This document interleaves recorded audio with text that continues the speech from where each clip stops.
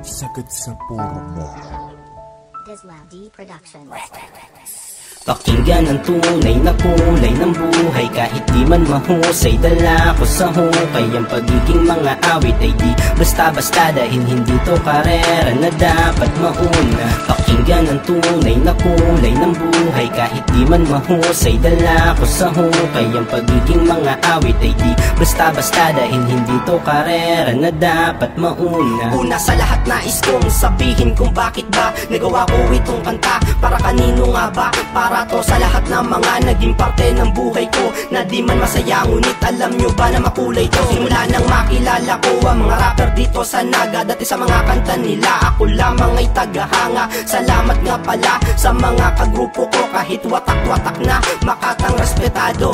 Night True, Star Yuswan, G-Mac, Jaime at kay Jessa at kay Christian, na naging parte din ng musika. Siya yung batang tinuruan ko para ituloy ang karera, dahil lang makatang respetado nun napilay na. Salamat rin pala sa istasyon ng isang radyo 91.1 DWNX. Ako'y respeto kay DJ Anjo Santos na naging dahilan upang ang aking kanta sa radyo ay mapakinggan. Pakinggan ang tunay na kulay ng buhay. Kahit di man mahusay, dala ko sa hukay. Ang pagiging mga awit ay di basta-basta, dahil hindi to karera na dapat mauna. Pakinggan ang tunay na kulay ng buhay. Kahit di man mahusay, dala ko sa hukay. Ang pagiging mga awit ay di basta-basta, dahil hindi to karera na dapat mauna. Dislab Productions. Music with a heartbeat.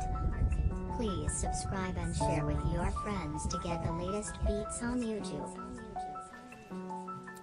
Laking pasalamat ko sa mga markang tugma na naging ikalawang grupo ko dito sa ating kultura. Boom, Suicide, Fate, One, Oros, Tay, Kamaye, Max, One, Crown. Tandaan nyo to, markang tugma, hindi na madadown. At salamat rin pala sa batalyon ng NCRO. Iba't ibang mga grupo na pinag-isa at binuo. Ni Boss Aaron ng propeta at ni Hasla ng armado. Kapag ikay NCRO, isa karakter na respetado. At kay TIs ng Sagpro, salamat sa iyo pare, dahil sa iyong studio welcome lang ako palagi. Salamat sa nakakulab ko buong taon, at sa mga papalapit at darating pang panahon. Yo, thumbs up, yeah, mga makatang taga-Naga, at sa mga rapper din sa Albay at pati sa iba. Salamat din pala kay mama at kay papa, at sa tatlo kong kapatid, at pati na din kay lola sa pamilya ng Diluna na sa'kin sumusuporta. Sa mga tito ko at tita, salamat talaga. At sa Alpaca Paro, mga sis at mga brother, kayang lampasan ang pagsubok kasing taas man ng padera. Ako'y taas noo na ako'y isang makatang taga-Naga, di ko kinakahiya. Salamat sa pakikinig, salamat sa suporta nyo. Joren Diluna po, Boss Prime na makatang respetado. Hanggat buhay ako, patuloy lang sa pagsulat ng mga kanta na halos hindi ko na rin masukat at hindi na rin mabilang. Ang aking sakripisyo, alang-alang lang sa rap na kinahiligan ko. Itinuring ko na bisyo simula 2010. Alam ko ang iba na tao ay nababaduyan na rin. Gusto kong malaman nyo, ang pagrarap di madali, di mo alam kung papalakpakan ka ba o hindi.